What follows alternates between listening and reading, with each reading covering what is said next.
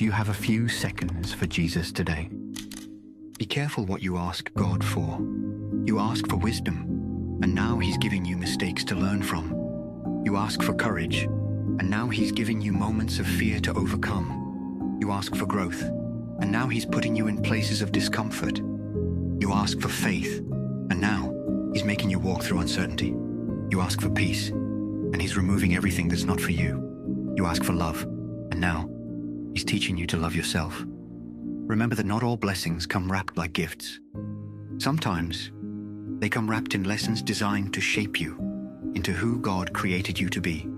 Trust that every challenge is preparing you for something greater. And remember, no attack from the enemy is stronger than the love God has placed between you. If this message spoke to you, type Amen in the comments. God bless your heart.